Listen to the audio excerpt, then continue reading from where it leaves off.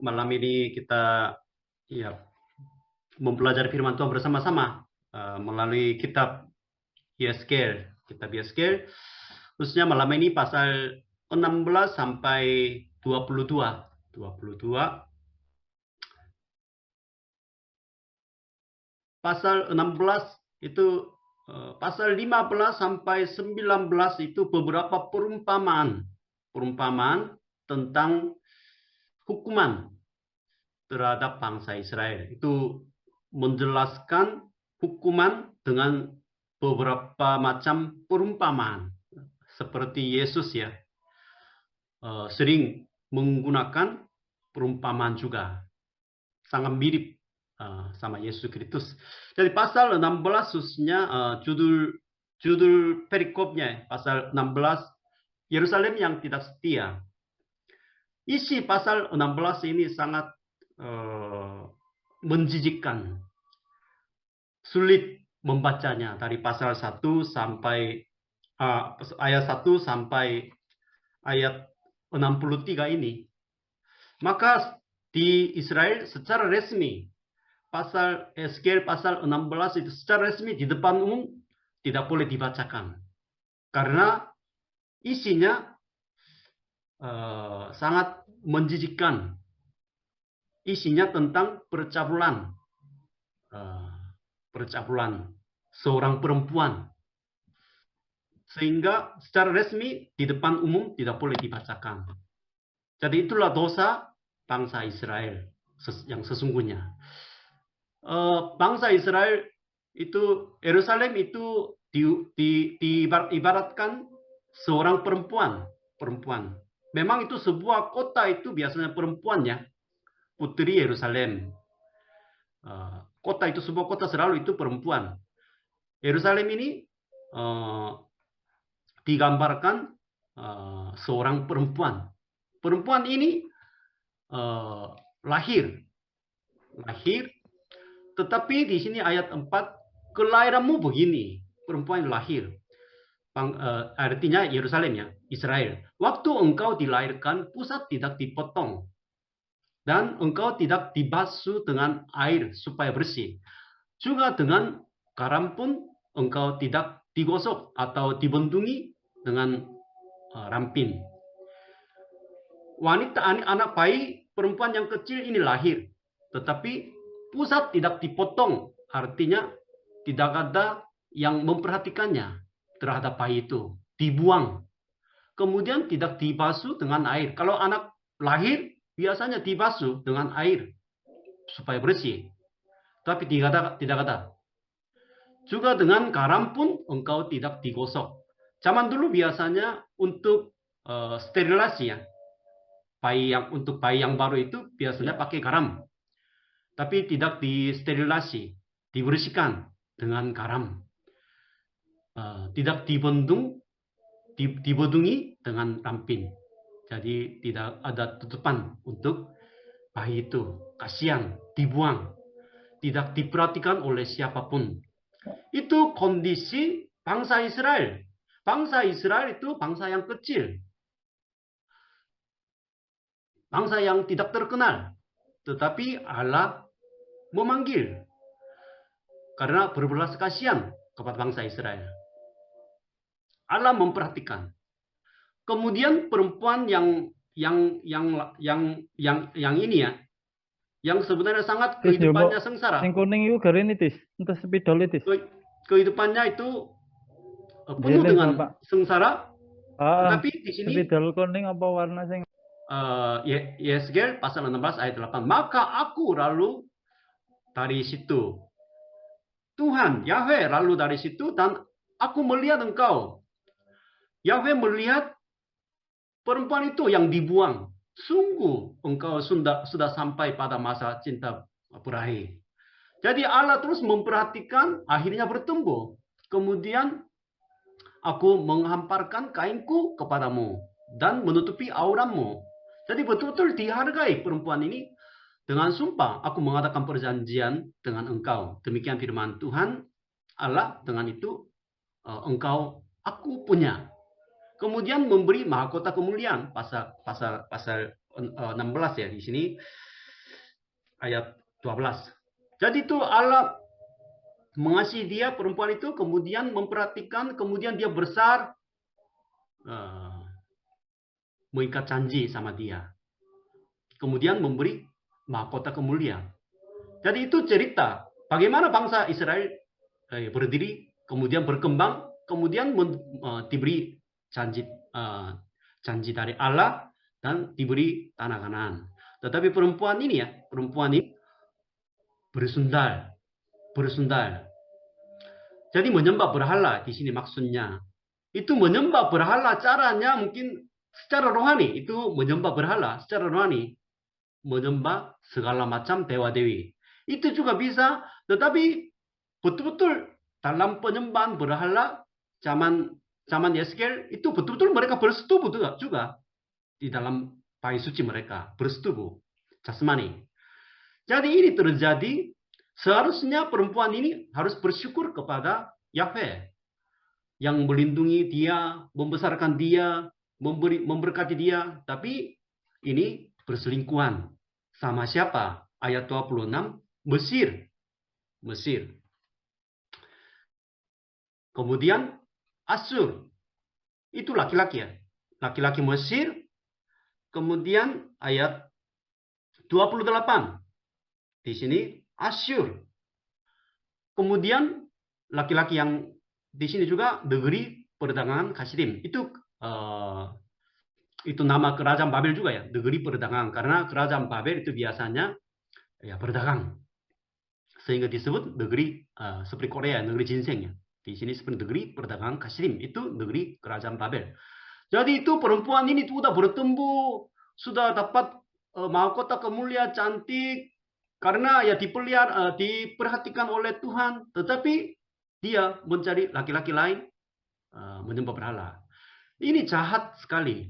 Maka di sini lebih jahat daripada Sodom dan Samaria. Sodom dan Samaria. Itu evaluasi. Tetapi bagian yang terakhir. Tetapi aku akan mengingat perjanjianku dengan engkau pada masa mudamu, dan aku akan menegakkan bagimu perjanjian yang kekal. Seharusnya dia dihukum mati, harus dibinasakan, tetapi bagian terakhir, ayat 60 ya. Yahweh akan mengingat perjanjianku.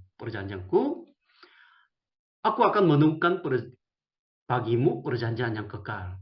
Itu sebenarnya tidak masuk akal untuk perempuan yang berselingkuhan dengan berbagai laki-laki. Ya seperti isi kitab Hosea juga sama ya, hampir sama. Jadi Israel tidak teringat lagi kepada masa muda. Bagaimana dia dibesarkan. Anugerahnya dari mana? Dia tidak teringat lagi. Tidak bersyukur. Melupakan perjanjian Tuhan. Ini juga. Tetapi di sini ya. Tetapi aku akan mengingat perjanjianku. Di sini perjanjianku itu penting di dalam Alkitab. Janji antara manusia dan Allah itu manusia pasti gagal. Sehingga Allah yang akan menepati janji. Bukan manusia taat pada janjinya. Tidak. Maka disebut perjanjianku. Perjanjian Yahweh, perjanjian Tuhan. Ini akan ditepati oleh Tuhan sendiri. Bukan dari manusia. Jadi ini pasal 16 ini ya. Perjanjianku terus perjanjianku. Jadi perjanjianku, mengapa Tuhan memulihkan Israel? Israel yang jahat, yang penuh dengan dosa. Mengapa Tuhan mau memulihkan bangsa Israel? Karena janjinya. Janji kepada Abraham dan Daud. Allah sudah berjanji sama mereka. Nenek moyang bangsa Israel. Sehingga janji Allah, perkataan Allah yang sudah keluar dari mulutnya, sudah diikat, Allah sendiri tidak bisa meningkari janjinya. Tidak bisa menyangkal janjinya. Jadi berbeda dengan manusia. Sehingga janji ini harus digenapi. Walaupun manusia taat atau tidak. Tidak tergantung pada manusia. Jadi itu arti perjanjianku. Jadi perjanjian di sini artinya di dalam Alkitab itu artinya di berit ya. covenant, bahasa Inggris covenant, bahasa aslinya berit. Berit itu artinya seperti gambar di sini ya. Seperti gambar di sini, potong hewan domba. Itu berit ya. Berit. Seperti janjinya sama Abraham, Kejadian pasal 15 ya. Memotong hewan domba berdarah di tengah potongan-potongan hewan ada api. Allah sendiri melewatinya, bukan bersama-sama dengan Abraham. Jadi melalui potong hewan ini dengan darahnya, janji Allah, janji Tuhan akan digenapi. Janji yang kekal. Jadi itu berit artinya. Harus dipotong. Itu arti covenant itu sudah ada di dalam kata perjanjian. Jadi ini digenapi oleh Yesus Kristus, Lukas 22 ayat 20. Demikianlah juga dibuatnya dengan cawan sesudah ia makan. Ia berkata, cawan ini adalah perjanjian baru oleh darahku. Janji Yahweh digenapi oleh darah Yesus Kristus melalui kematiannya seperti hewan domba ini. Ditumpahkan bagi kamu. Jadi itu janji yang kekal, janji Yahweh. Itu cara penggenapannya. Jadi janji Allah itu tidak boleh dibatalkan, tidak boleh diingkari oleh siapapun. Allah sendiri akan menepatinya. Jadi itu sebenarnya janji ini tidak layak untuk perempuan sundar itu. Maka itu anugerahnya. Kemudian di sini pasal 17 lambang ketidaksetiaan Raja Zedekia. Dan itu di sini juga pasal 17 itu perumpamannya, semacam perumpamaan seperti gambar di sini ya. Ada dua burung Raja Wali. Burung Raja Wali itu yang di udara yang paling kuat itu binatang itu Raja Wali. Raja Wali yang besar. Satu yang besar. Bahasa Inggris yang paling besar di sini cocok. Yang paling besar itu apa? Itu kerajaan Babel.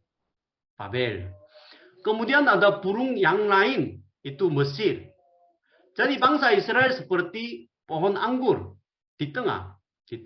Jadi itu dijelaskan melalui teka-teki. Itu juga teka-teki juga mirip dengan perumpamaan. Ya tujuan menggunakan perumpamaan dalam nubuat ini mungkin ada tujuan bermacam-macam. Yang pertama biasanya biar mudah diingat. Mudah diterima. Itu salah satu arti penggunaan perumpamaan. Dan juga arti yang lain, khususnya untuk Yesus Kristus ya, khususnya perumpamaan kerajaan surga, Matius pasal 13. Mengapa Yesus terus menggunakan perumpamaan untuk menjelaskan kerajaan surga di dalam Matius pasal 13? Karena kerajaan surga itu semacam rahasia. Jadi siapa yang siap mendengar dan untuk mengerti, maksudnya dia akan mengerti. Karena rahasia. Injil ini rahasia. Kerajaan surga itu rahasia. Banyak orang punya telinga tapi tidak mengerti. Biar dibedakan. Itu tujuannya menggunakan perumpamaan. Jadi di sini juga. Dan juga perumpamaan ini mungkin maksudnya juga yang lain tidak diketahui oleh orang lain. Misalnya orang Babel. Orang Babel. Sekarang orang yang mendengar perumpamaan ini, mereka sekarang bangsa orang Israel, mereka sekarang tinggal di Babel ya, tinggal di Babel. Itu latar belakangnya sama kitab Yeremia sedikit beda ya.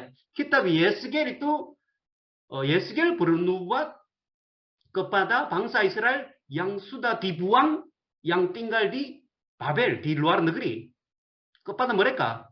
Sehingga isi perumpamaan, isi nubuat ini kalau diketahui oleh masyarakat Babel, mungkin mereka marah.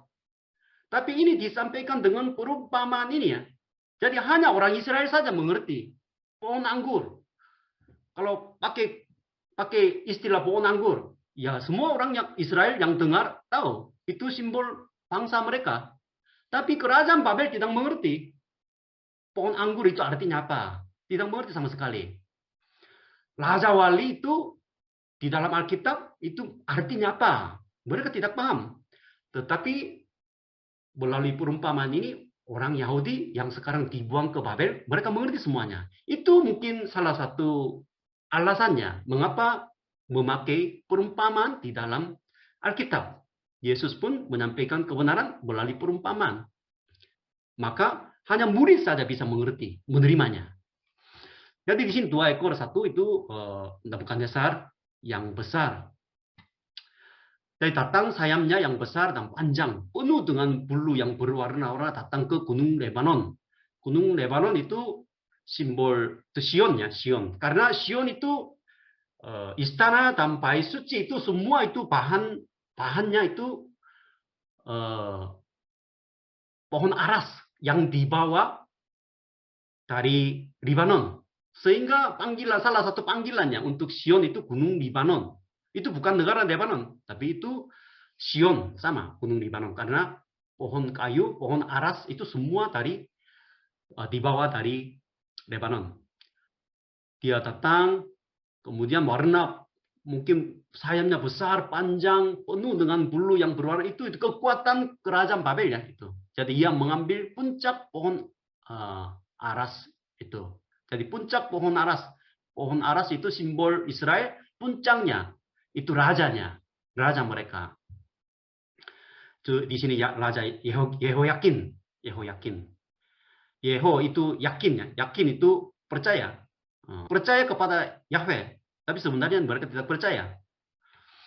Maka menjadi tawanan ke Babel. Karena Yehoyakin mau merdeka dari kerajaan Babel melalui pertolongan dari Mesir. Sehingga kerajaan Babel itu marah, kemudian membawa Raja Yehoyakin ke Babel. Jadi itu kota perniagaan itu tadi ya, negeri perdagangan Kasdim sama kerajaan. Pohon anggur itu Israel. Jadi Raja Zedekia juga raja yang terakhir, dia mengandalkan pertolongan dari Mesir. Jadi Israel itu betul-betul di tengah di antara Babel dan Mesir. Sehingga mereka terus mencari. Kalau kerajaan Babel itu kekuatannya besar, semakin besar, mereka mencari pertolongan dari Mesir.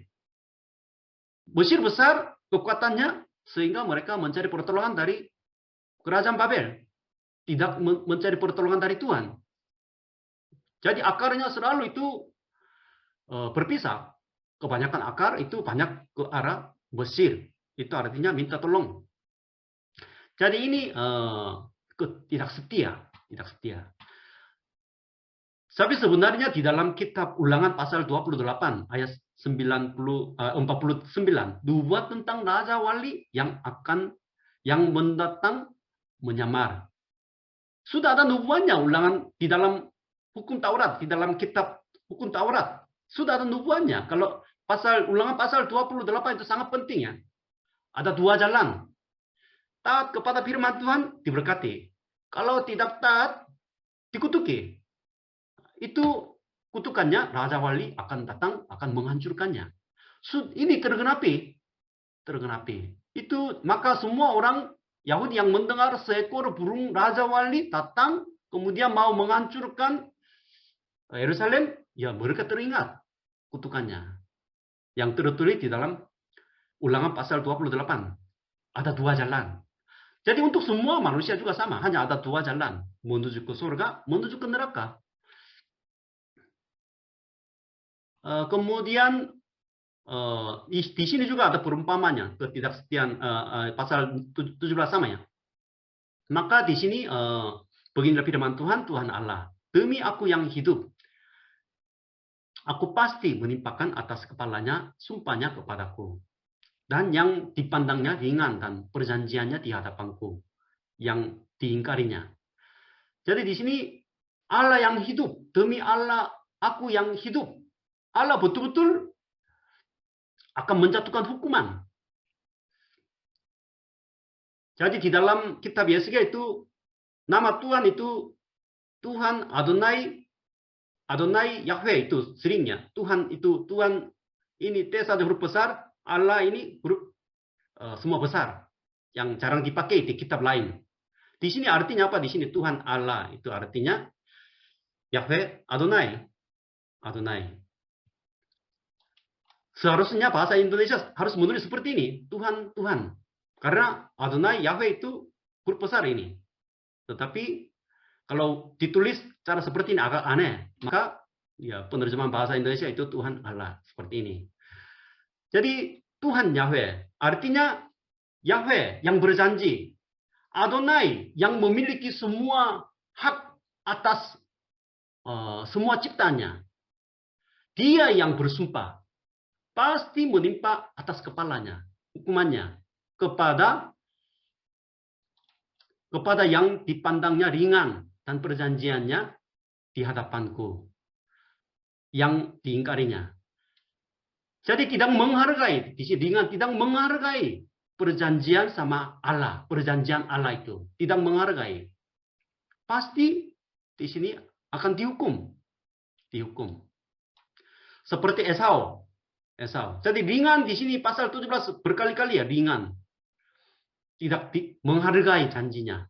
Seperti Esau ya Kejadian pasal 25 ayat 34. Lalu Yakub memberikan roti dan masak kacang merah itu. Kita tahu ceritanya ya kepada Esau. Ia makan dan minum. Lalu berdiri dan pergi. Demikianlah Esau memandang ringan hak kesulungan itu. Tidak menghargai janjinya. Berkatnya. Firman-Nya. Maka orang seperti itu pasti akan dihukum mati, dibinasakan. Nah, zaman sekarang juga banyak orang memandang ringan terhadap firman Tuhan. Berdoa itu tidak diperhatikan, tidak dihargai. Maka ya perjanjiannya, firman Tuhan.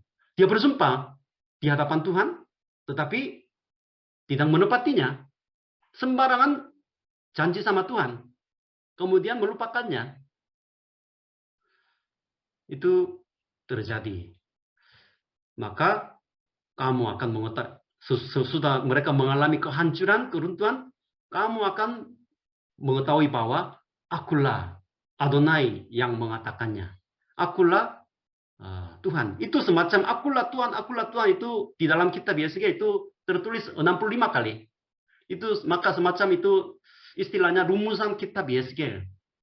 Tujuan penghukuman itu mengapa Tuhan menjatuhkan hukum? Sesudah mereka menerima hukum itu, mereka harus sadar. Dialah Yahweh, dialah Allah yang mereka harus sembah. Maka di sini ya 65 kali akulah Tuhan. Bukan aku Tuhan. Akulah Tuhan. Mengetahui bahwa akulah Tuhan, akulah Tuhan. Jadi Yesus Kristus sebenarnya nama Yahweh itu juga aku adalah aku. Akulah aku. Yesus Kristus juga akulah terang dunia. Di sini akulah di sini sama semuanya. Artinya Yesus berkata akulah terang dunia. Itu artinya akulah Yahweh. Akulah sama dengan Adonai, Yahweh. Itu maksudnya. Bukan mungkin ya kata biasa ya, akulah. Lah di sini bukan yang lain. Aku ini loh, terang dunia. Akulah Yahweh. Itu maksudnya. Maka di dalam kitab Yohanes juga 7 kali ya, akulah. Jadi itu mereka teringat kalau mereka mendengar akulah Tuhan itu, Yesus Kristus itu adalah Tuhan dan Yahweh. Itu maksudnya. Jadi jangan mengabaikan firman Tuhan, jangan meremehkan mempelajari firman Tuhan. Jangan sembarangan bersumpah di hadapan Tuhan. Kemudian pasal 18 itu di sini setiap manusia bertanggung jawab atas dirinya. Jadi pasal 18 itu karena ada banyak pertanyaan yang ditawan ke Babel, mengapa mereka dibuang ke Babel? Itu pertanyaan besar. Maka kesimpulan mereka, itu kesalahan nenek moyang kita, nenek moyang bangsa Israel. Bukan kesalahan mereka. Sehingga ada istilah di sini, ada ungkapan. Ada apa dengan kamu? Sehingga kamu mengucapkan kata sindiran. Bahasa Indonesia kata sindiran di sini ya. Tapi itu sindiran itu mungkin kurang tepat ya menurut aku. Itu namanya bahasa asli masyal. Itu sama dengan amsal atau ungkapan peribahasa. Peribahasa yang zaman itu sering diucapkan oleh masyarakat. Apa? Ayah makan buah mentah dan gigi anak-anaknya menjadi ngilu. Ayahnya makan buah mentah yang asin, gigi anak-anaknya menjadi ngilu. Itu karena kesalahan bapak, dosa bapak, itu anaknya yang menanggung konsekuensi dosa itu. Itu ada peribahasa zaman dulu. Jadi, tapi Tuhan berkata, ya tidak boleh pakai kata ungkapan ini lagi. Karena salah.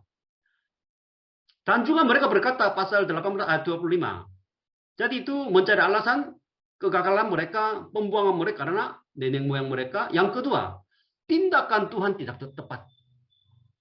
Tuhan yang bersalah. Jadi kita mengalami kehancuran yang besar, biasanya mencari alasan. Karena ayah saya bersalah, karena aku lahir di keluarga miskin, karena mungkin ya segala macam ya alasan. Merasa dia yang tidak bersalah, yang lain semua bersalah. Khususnya keluarganya, orang tuanya, nenek moyangnya. Kutukan ini terjadi di dalam keluarga kami. Kenapa kutukan ini? Karena ya dosa orang tua saya. Mungkin itu ajaran juga kadang-kadang itu seperti itu ya. Atau menyalahkan Tuhan juga. Tindakan Tuhan tidak tepat. Itu artinya tidak tepat di sini, tidak adil. Jadi ini sering diucapkan ya melalui ungkapan-ungkapan peribahasa zaman pembuangan itu. Jadi jangan tidak seperti itu. Orang yang berbuat dosa, ia yang harus mati. Anak tidak akan turut menanggung kesalahan ayahnya dan ayah tidak akan turut menanggung kesalahan anaknya. Itu firman Tuhan, kebenaran. Jadi mencari alasan pembuangan dari dosa nenek moyang dan Tuhan. Hidup dan mati tergantung pada perbuatan, yaitu melakukan kebenaran dan keadilan. Jadi untuk bangsa Israel, mereka betul-betul taat kepada hukum Taurat, mereka hidup. Tetapi tidak taat, itu hukuman mati. Jadi sehingga di sini maksudnya pasal 18, bertobatlah masing-masing. Jangan mencari alasan dari nenek moyang atau dari Tuhan. Tuhan membalas. Tapi di sini ada satu ayat di Keluaran pasal 20 ayat 5. Sering diucapkannya. Tuhan membalaskan kesalahan Bapa kepada keturunan yang ketiga dan keempat dari orang-orang yang membenci aku. Jadi di sini ada di dalam ke-10 firman Tuhan ya. Ada ayatnya di sini. Tuhan membalaskan kesalahan Bapa kepada keturunan yang ketiga, keempat. Sehingga banyak orang itu berpikir, pasti ada kutukan dari nenek moyang kita. Semacam apa takdir ya. Nasib buruk. Ini karena dosa ayah saya, ibu saya, atau nenek moyang. Tapi kenapa di sini keturunan yang ketiga dan keempat itu kita harus mengerti latar belakang budaya zaman Israel ya, zaman dulu. Karena dulu biasanya satu keluarga keturunannya sampai ketiga keempat itu biasa tinggal bersama-sama. Maka kalau bapaknya menyembah berhala, anaknya itu ikut-ikutan juga. Karena tinggal bersama-sama. Generasi ketiga, keempat tinggal bersama-sama. Sehingga mereka bersama-sama menyembah berhala. Jadi itu maksudnya ya. Jadi itu bukan artinya anaknya tidak pernah bersalah, tapi menanggung dosa ayahnya. Itu salah. Memang ada pengaruh dosa dari orang tua. Orang tua terus berbuat dosa, pasti itu ada pengaruhnya. Tetapi tidak ada tanggung jawabnya. Kondisi yang sama, tapi respon pribadi kadang-kadang beda. Kondisinya itu penuh dengan dosa di dalam keluarganya, tapi ya anak itu mungkin bisa berbuat baik, setia di hadapan Tuhan. Itu terjadi. Jangan mencari alasan dari manusia. Jadi di pasal 18 itu hukuman pribadi. Hukuman pribadi. Pasal 19 ini ya, latapan tentang Raja Israel. Itu hukuman terhadap kerajaannya, kerajaan Yehuda. Jadi di sini juga semacam perumpamanya, perumpamaan tentang singa. Singa. Jadi suku Yehuda itu biasanya digambarkan sebagai seekor singa. Mengapa suku Yehuda digambarkan sebagai seekor singa? Karena ada berkat dari Yakub ya. Yakub waktu sebelum dipanggil Tuhan, dia memberkati 12 anak, khususnya kepada Yehuda, bernubuat atau memberkati. Begini ya, Kejadian pasal 49 ayat 9 sampai 10. Yehuda adalah seperti anak singa. Anak singa. Sehingga biasanya itu suku Yehuda biasanya digambarkan sebagai seekor singa. Jadi seekor singa itu Yoas itu ditahan ke Mesir. Kemudian anak yang lain itu artinya Yoyakin ditahan ke Babel. Kemudian suatu cabang yang kuat itu keluar, itu pun ditahan ke Babel. Itu simbol-simbolnya. Orang menambang Raja Yehuda yang hampir yang terakhir. Itu yang CTG Raja ke-20. Kemudian itu 19. Kemudian itu 17 ya. Raja-raja yang terakhir, nasib mereka seperti apa? Jadi kerajaannya terputus karena hukumannya. Itu nubuat. Maka di sini ada ratapan. Ratapan di dalam Alkitab itu artinya ragu duka ya, ragu duka. Orang yang meninggal kemudian menulis syair atau puisi kemudian diucapkan di dalam kuburan. Itu ratapan. Tetapi sebenarnya bangsa ini belum dihancurkan, tetapi diberi wahyu tentang ratapan. Berbeda dengan ratapan Yeremia ya. Kitab Yeremia itu kitab ratapan itu Yeremia menulis ratapan itu waktu dia melihat keruntuhan Israel. Pakar kota Yerusalem, dia menyanyikan ratapan ini. Tetapi Yeskiel pasal 19 ratapan ini belum terjadi, tetapi sudah membuat ratapan. Artinya betul-betul akan terjadi. Kerajaannya akan terputus. Di sini Yeskiel pasal 14 ayat pasal 19 ayat 14. Maka keluarlah api hukuman Allah ya, dari cabangnya yang memakan habis lanting-lanting itu hukuman Allah, tapi itu kerajaan Babel ya. Habis lanting buahnya.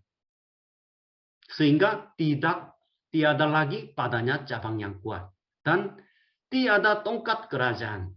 Tongkat kerajaan di sini juga sama ya. Tongkat kerajaan di sini juga suku Yehuda juga seperti anak singa. Tongkat kerajaan tidak akan beranjak dari Yehuda.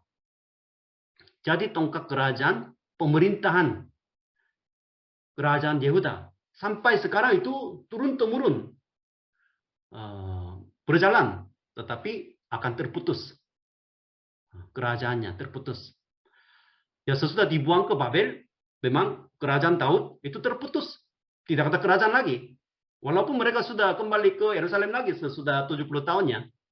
Sesuai dengan nubuat Nabi Yeremia. Tetapi sebenarnya kerajaan Daud tidak ada lagi. Putus semuanya.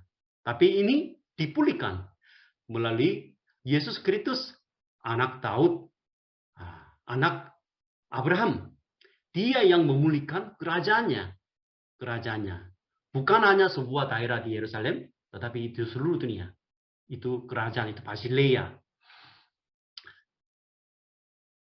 Jadi Yesus Kristus juga maka disebut digambarkan sebagai singa. Kitab Wahyu pasal 5 ayat 5. Sesungguhnya ada kitab gulungan yang dimateraikan, tidak ada yang membukakan, sehingga Yohanes yang melihat penglihatan itu sedih, menangis. Tetapi di sini ada ayatnya, sesungguhnya singa dari suku Yehuda, yaitu tunas Daud, itu keturunan Daud, telah menang, sehingga ia dapat membuka gulungan kitab. Di sini Yesus dapat membuka gulungan kitab rahasia itu dan membuka ketujuh materinya. Jadi itu Yesus Kristus pun digambarkan seperti singa. Maka di dalam film di sini ya, di dalam film itu namanya itu The Chronicle of Narnia. Penulisnya C.S. Lewis itu dia dia menulis novel ini menjadi film. Di dalam film itu ada munculnya seekor singa. Itu simbol Yesus Kristus. Jadi kerajaannya terputus, kemudian pasal 20 itu bangsanya akan dihancurkan. Jadi pasal 18 yaitu harus pribadi-pribadi akan dihukum. Kemudian pasal 19 kerajaannya, pasal 20 seluruh bangsa Israel akan dihancurkan. Kemudian di sini tiba-tiba ya Yeskiel menulis di ayat 1. Ayat 1 tiba-tiba menulis kapan dia menerima wahyu ini. Jadi setiap kali menulis tahunnya, tanggalnya, mungkin bulannya, pasti ada maksudnya ya. Maksudnya. Di sini pasal 20 ya, ayat yang 1. Pada tahun ke-7, dalam bulan yang ke-5, pada tanggal 10 bulan itu. Sebenarnya untuk kita sebenarnya tidak ada arti. Tetapi pada tahun ke-7 itu artinya apa? Sesudah mereka dibuang ke Babel. Dibuang ke Babel. Sudah berlalu 7 tahun. Selama 7 tahun mereka tinggal di luar negeri, yaitu di kerajaan Babel. Itu pada tahun ke-7. Jadi karena pada tahun ke-11 pemerintahan Zedekia ya, Yehoyakin dibuang, kemudian Yehoyakin dibuang ke Babel, kemudian baru raja yang terakhir Zedekia itu diangkat sebagai raja. Jadi pemerintahan yang pertama Raja Zedekia, raja yang terakhir itu sama dengan tahun pembuangan sama. Maka pemerintahan ke-7 itu pada tahun ke-7 itu artinya ya dibuang ke Babel sudah berlalu 7 tahun. Dan juga pemerintahan Raja Zedekia itu ya tahun ke-7. Sehingga tahun ke-11 Yerusalem dihancurkan. Maka di sini maksudnya 4 tahun lagi. Kalau 4 tahun nanti semua nubuat itu akan dinyatakan. Jadi sisanya 4 tahun lagi. Ini betul-betul nubuat yang terakhir kepada bangsa Israel yang tinggal di Babel. Karena mereka sama sekali tidak percaya. Bagaimana mungkin bait suci di Yerusalem dihancurkan oleh bangsa kafir? Kita bangsa pilihan. Tidak mungkin dibinasakan. Banyak orang, aku orang Kristen, bagaimana aku bisa dilempar ke neraka? Itu dia tidak berbuat apa-apa, tapi dia yakin sekali dia masuk ke surga. Itu banyak terjadi. Jadi kemudian di sini Mei bulan ke-5 tanggal 10. Itu mungkin kalender kerajaan Babel ya. Kalau ini diubah sesuai dengan kalender orang Yahudi, itu bulan ke-7 tanggal 10. Yaitu hari raya pendamaian, di mana dosa bangsa Israel diampuni dalam 1 hari. Imam besar setahun sekali masuk ke ruang maha suci, kemudian minta pengampunan untuk semua rakyat Israel. Itu harinya. Hari itu menerima wahyu dari Tuhan. Jadi 4 tahun lagi mereka akan dihancurkan. Itu kepada nubuat ini kepada siapa? Ayat 1 ya. Datanglah beberapa orang dari tua-tua Israel. Jadi nubuat ini kepada para tua-tua. Para tua-tua di sini di dalam Alkitab itu penatua maksudnya. Penatua itu wakil bangsa Israel, pemimpin agama juga. Mereka datang mau mendengar nubuat, mau minta nubuat kepada Yeskiel. Tetapi sebenarnya mereka tidak percaya. Datang ke gereja mendengar khotbah, tapi mereka tidak percaya. Itu sama. Jadi dalam pasal 20 ini ya, Tuhan menyatakan dosa mereka. kamu menajiskan dirimu dengan segala berhala-halamu sampai hari ini. Sampai hari ini. Sebentar lagi akan dihancurkan.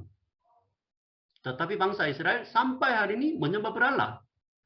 Yeremia bernubuat, Yeskel bernubuat, tetapi tidak mau mendengar. Apakah aku masih mau kamu minta petunjuk daripadaku? Hai kamu Israel, demi aku yang hidup. Demikianlah firman Tuhan Allah. Aku tidak mau lagi kamu meminta petunjuk daripadaku. Tidak mau bernubuat kepada kamu, kepada para tua-tua. Terus minta-minta, terus dengar-dengar, tetapi tidak percaya. Kemudian kepada para tua-tua ini, mungkin dalam pasal 20 itu menjelaskan tentang sejarah bangsa Israel. Di sini ya. Kasih Tuhan dalam sejarah Israel. Apa? Mereka keluar dari Mesir, kemudian dia berkeliling di padang gurun, generasi yang pertama, generasi yang kedua. Kemudian dengan pertolongan Tuhan itu diberi mana, diberi dagingnya, burung puyuh, dipelihara. Kemudian akhirnya masuk ke tanah Kanaan, tetapi berdosa, menyembah berhala, dibuang ke Babel, ya nanti mungkin kembali ke tanah Kanaan lagi, 70 tahun kemudian. Jadi, dalam sejarah bangsa Israel seorang budak di Mesir. Tetapi Tuhan mengasihani mereka. Akhirnya mungkin setiap perjalanan kehidupan mereka, bangsa Israel itu Tuhan memelihara. Tetapi perbuatan mereka itu setiap kali mereka itu berulang-ulang berdosa. Menyembah berhala. Maka Tuhan mau menghukum mereka.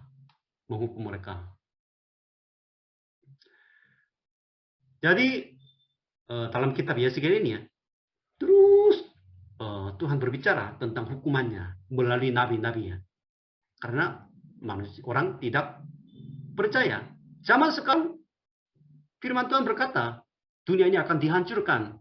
Yesus akan datang kembali. Tetapi banyak orang tidak mau percaya. Tidak mau mendengar. Tidak percaya juga. Jadi Tuhan berkali-kali ya berbicara tentang hukumannya. Tuhan menahan diri sepanjang sejarah.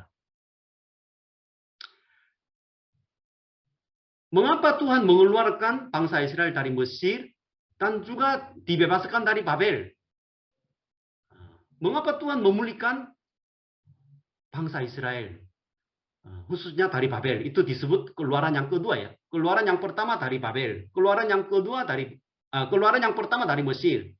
Melewati Laut Teberau. Kemudian keluaran yang kedua itu dibebaskan dari Babel. Keluaran yang pertama itu tujuannya apa?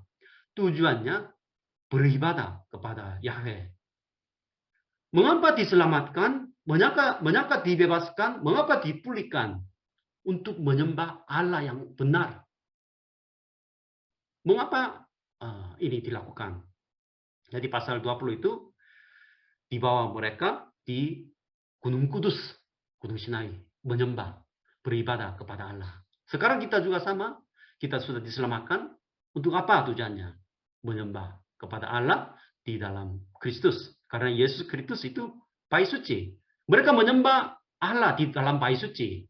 Hapus dosa di dalam bait suci. Menyembah Allah di bait suci. Ini terjadi melalui Yesus Kristus. Bait suci yang sesungguhnya. Yang mengampuni segala dosanya.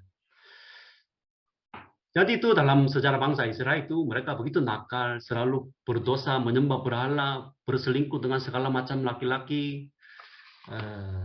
Ya mungkin banyak dosa. Ya dalam kehidupan kami juga sama ya. Kita pindah kemana-mana. Kehidupan kami, perjalanan kami mungkin lumayan panjang ya. Saya sendiri mungkin tinggal di sebuah kota di Korea, kemudian pindah ke kota lain. Kemudian datang ke Bandung kemarin, kemudian pindah ke Lampung. Setiap tempat aku datang, itu sebenarnya mungkin sering gagal juga. Gagal. Sering berbuat dosa. Seperti bangsa Israel.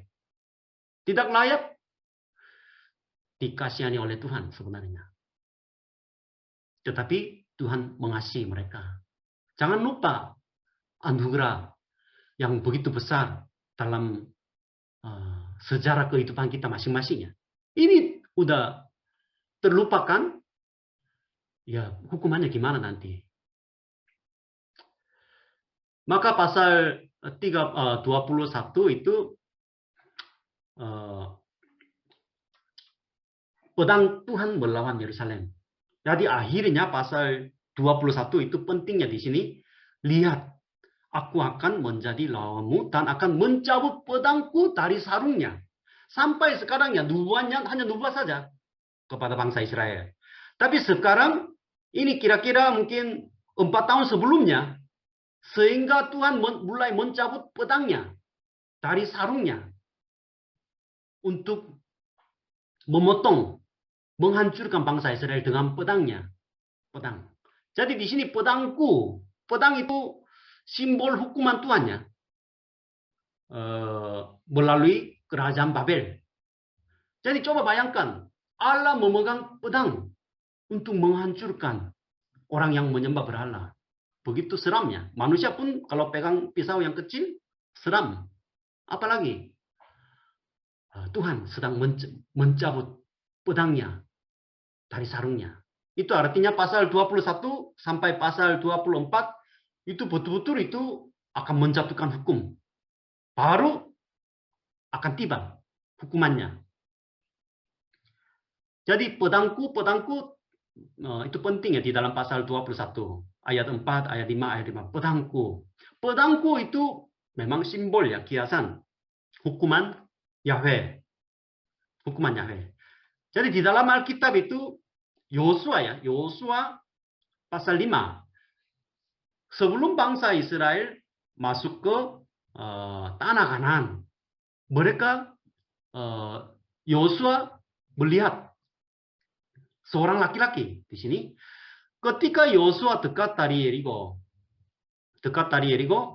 sudah melewati Sungai Yordan, kemudian dekat dari Yeriko, ia melayangkan pandangnya. Dia melihat, dilihatnya seorang laki-laki berdiri di depannya dengan pedang terhunus di tangannya.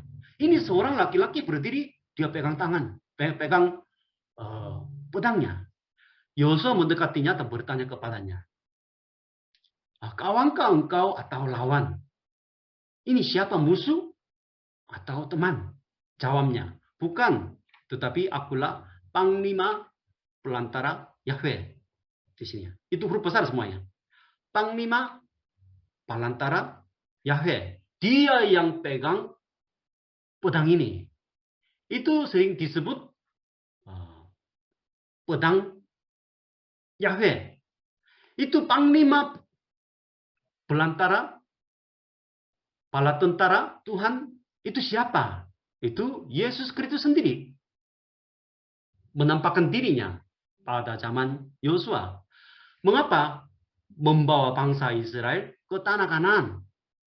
Tetapi sekarang pedang Yahweh ini mau menghancurkan bangsa pilihan ini. Biar mereka diusir dari tanah Kanaan itu. Jadi dulu pedang Yahweh itu menolong bangsa Israel biar mereka masuk tanah Kanaan. Tetapi sekarang menghancurkan, mengusir bangsa pilihan itu dengan pedangnya. Jadi pedang Yahweh ini nanti kita Wahyu pasal 19. Itu waktu Yesus Kristus datang digambarkan begini ya tentang Yesus Kristus yang datang kedua kali. Dan semua pasukan yang di surga mengikuti dia, mengikuti Yesus. Pasukan-pasukan itu bala tentara itu ikut-ikutin sama Yesus Kristus. Mereka menunggang kuda putih. Kuda putih itu simbol kemenangan. Dan memakai lenden halus yang putih bersih, itu kekudusannya. Kekudusan dari mulutnya keluar dari sebilah pedang tajam. Waktu menggambarkan Yesus Kristus yang bangkit, biasanya Wahyu pasal 1 juga sama ya. Waktu menggambarkan Yesus Kristus yang sudah bangkit, biasanya dari mulutnya, mulut Yesus keluar sebilah pedang tajam. Pedang tajam yang akan memukul segala bangsa ini. Jadi pedang Yahweh itu sama dengan itu panglima, bala tentara Tuhan.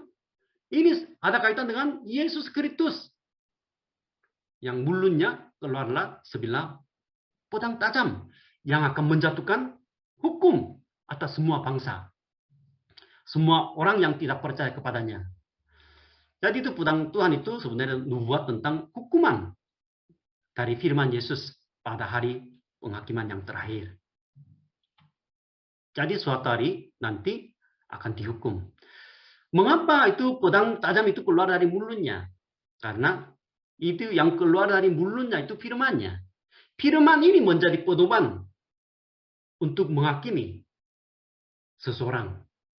Hukuman dijatuhkan melalui firman-Nya. Menerima firman-Nya, percaya firman-Nya, atau tidak. Firman Yesus Kristus. Jadi itu hukuman. Jadi sudah keluar dari pedang, kemudian nubuatnya mungkin lebih jelas. Nubuat hukuman itu lebih jelas ya. Karena udah pedang dikeluar dari sarung, kemudian di sini ada satu nubuat ya. Itu sebab Raja Babel berdiri pada persimpangan jalan itu, pada awal kedua jalan itu untuk melakukan tenungan. Ia mengocok panah, meminta petunjuk dari terafim dan menilik hati binatang. Jadi Raja Babel ini mau menghancur ya, khususnya dua negara, Amon dan Israel. Jadi ambil jalan mana? Kemana dulu? Jadi dia mungkin melakukan tenungan. Tenungan caranya zaman kerajaan Babel, orang Babel biasanya di sini ia mengocok panah. Kocok-kocok panah, kemudian mungkin panahnya arah kemana, kemudian dia mengikutinya.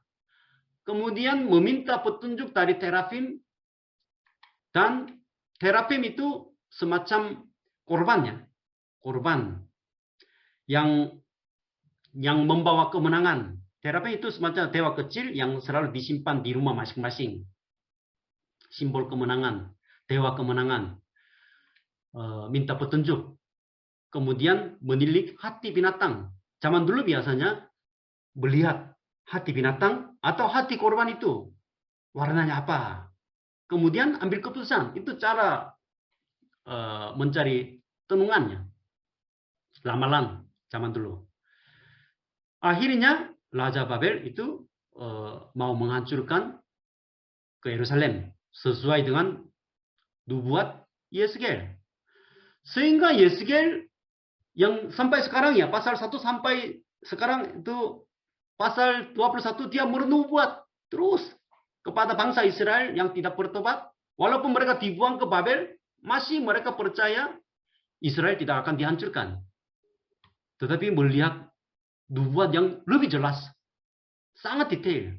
Sudah pedang Tuhan sudah keluar dari sarungnya. Sehingga kitab Yeskel ya, Nabi Yeskel itu selalu adu Adonai Yahweh. Adu itu berapa kali di dalam kitab Yeskel. Karena sedih. Kalau hukuman ini terjadi di kota Yerusalem hancur, artinya ya gereja hancur, jemaat-jemaat saudara-saudara, orang tuanya masih tinggal di sana, semua akan dibunuh, dibakar. Jadi dia melihat penglihatannya. Wahyu dari Tuhan. Sebagai seorang nabi, gimana hatinya? Hancur. Maka dia itu berkali-kali di dalam kitab Yeskel, aduh, Adonai Yahweh, Adonai Yahweh. Sedih. Itulah ya panggilan seorang nabi. Melihat orang yang akan dibinasakan.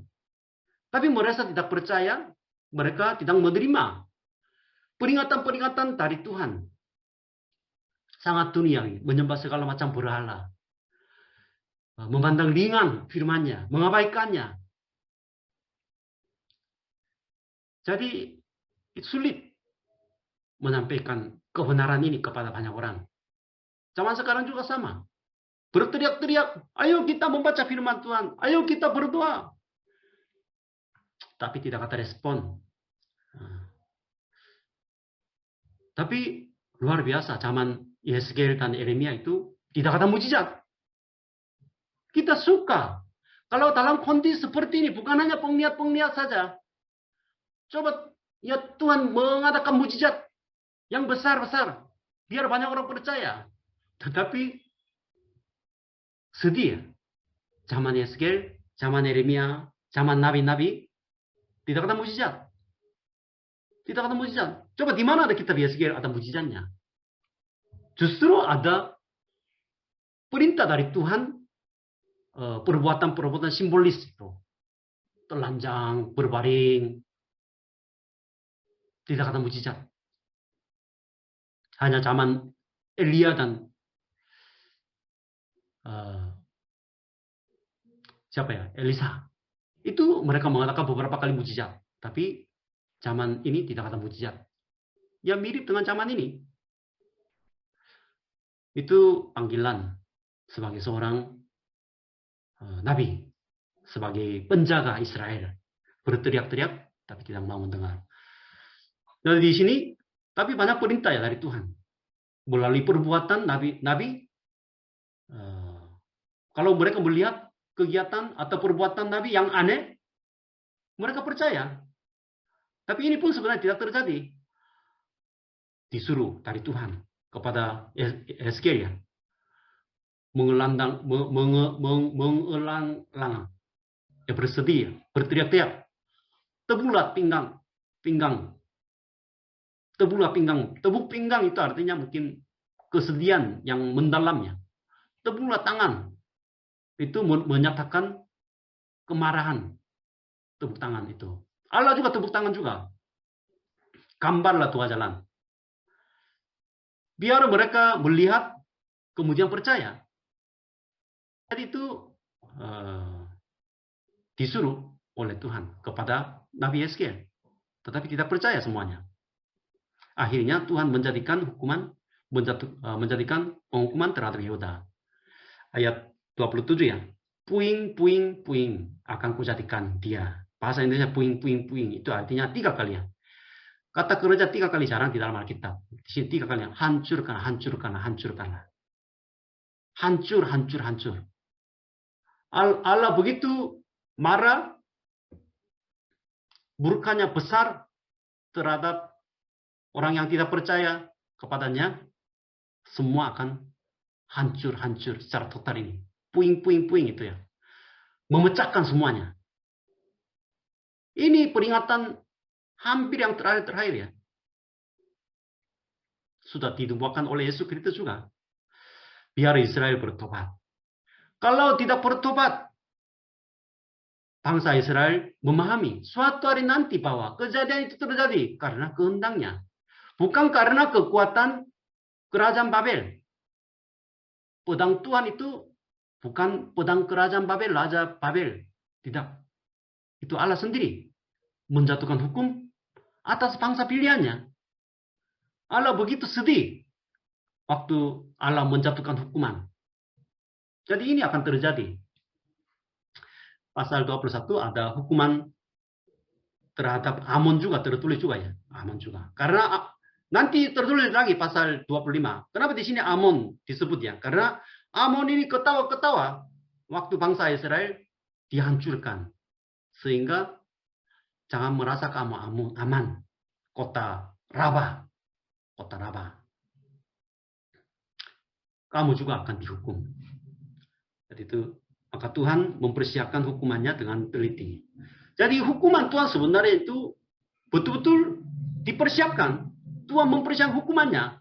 Jangan merasa Tuhan selalu mengasihi saudara-saudara yang nakal. Tidak. Tuhan setiap hari satu langkah demi satu langkah mempersiapkan hukumannya atas dunia ini dengan teliti. Seperti dibuat dari kitab Yesaya. Maka jemaat juga harus siap-siap ya dirinya untuk menghadapi hukuman dengan iman pada Yesus Kristus ya.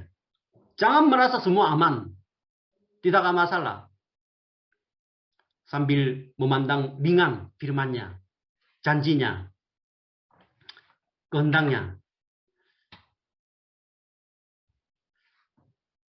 Kemudian mengapa harus dihukum? Itu mungkin hukum hampir terakhir ya, terakhir. Karena dosa kota Yerusalem. Sangat teliti. Tuhan bongkar ya dosa-dosa kota Yerusalem. Penuh dengan darah. Penuh dengan darah itu artinya membunuh banyak nabi-nabi. Membunuh banyak orang-orang miskin yang berutang besar. Tidak ada keadilan. Tidak ada kebenaran di kota Yerusalem. Namanya Yerusalem. Dasar ya. Yeru itu dasar shalom. Tapi ya penuh dengan darah. Seperti kota Ninue. Kemudian kaum Israel. Itu bangsa pilihan. Israel artinya. Bangsa pilihan sudah menjadi sangat kotor. Tidak murni. Maka harus dimurnikan dengan api. Kemudian mereka Yerusalem berdosa. Ya kaum Israel berdosa sehingga tanahnya kotor. Tanahnya kotor. Maka dosa tanah Kanaan. Maka perlu bumi baru, langit baru. Diperbarui semuanya.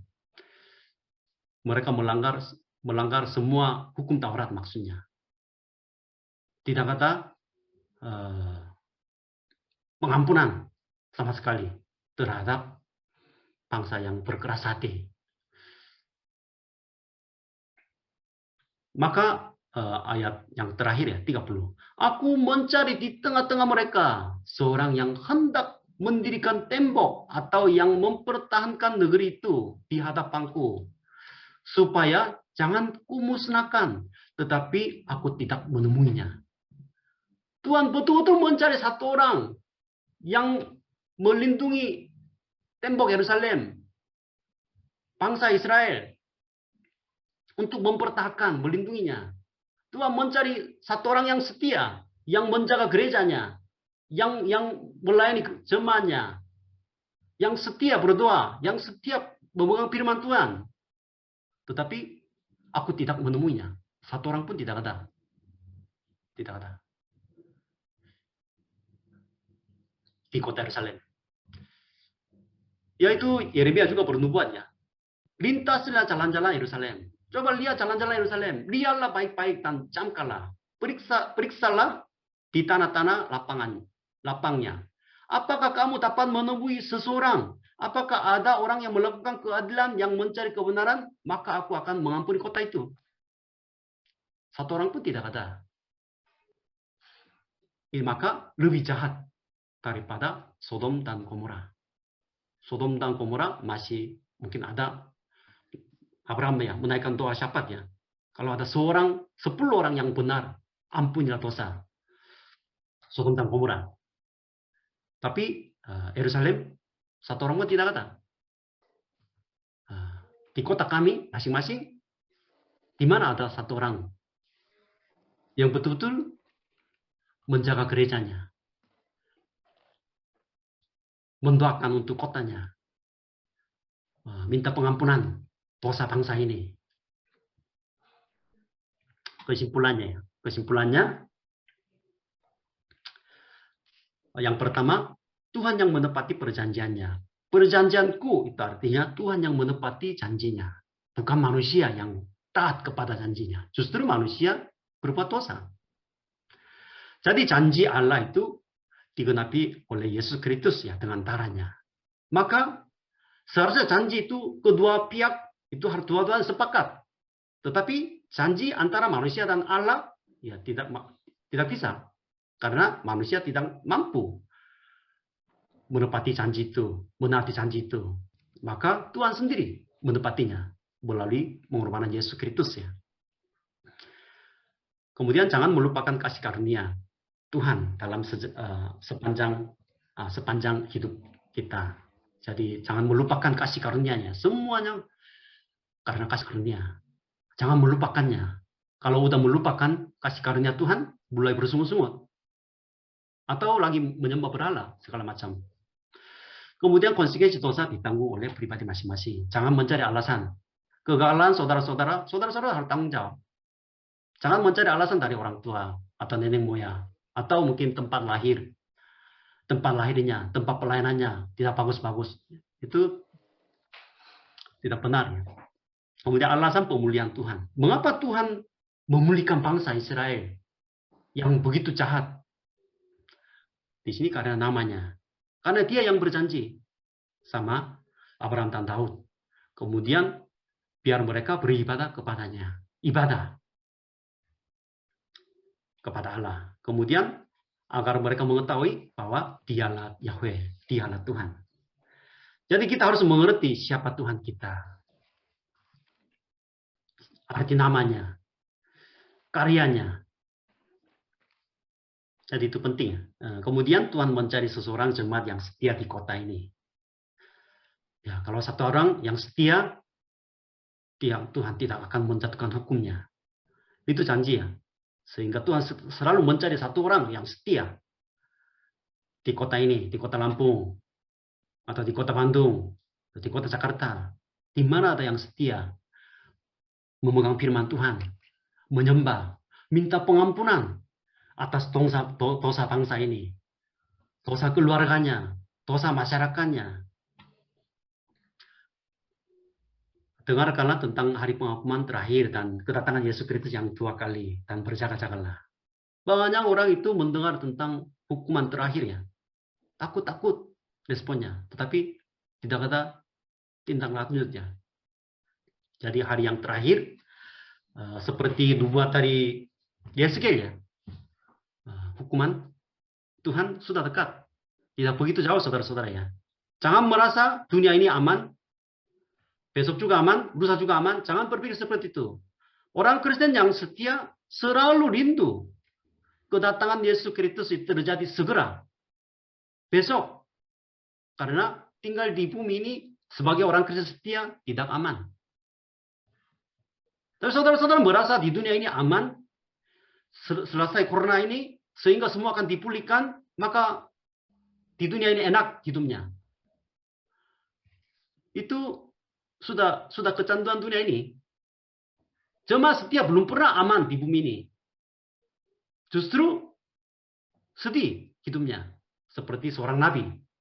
Karena dia harus berteriak-teriak terhadap masyarakat yang meninggalkan Tuhan. Jadi kita harus juga ya siap-siap hari penghukuman. Jangan merasa aku orang Kristen. Mulutnya aku orang Kristen. Tapi tidak berbuat sesuatu apapun. Itu salah ya. Salah. Itu saja dari aku.